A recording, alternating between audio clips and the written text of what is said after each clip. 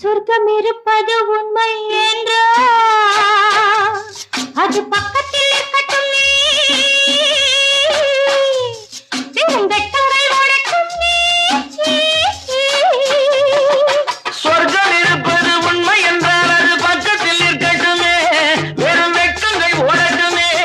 இந்த கொக்குக்கு தேவை கூறிய மூக்கினில் சிக்கிடும் மீன் மட்டுமே, இதன் தேவைகள் வாழட்டுமே.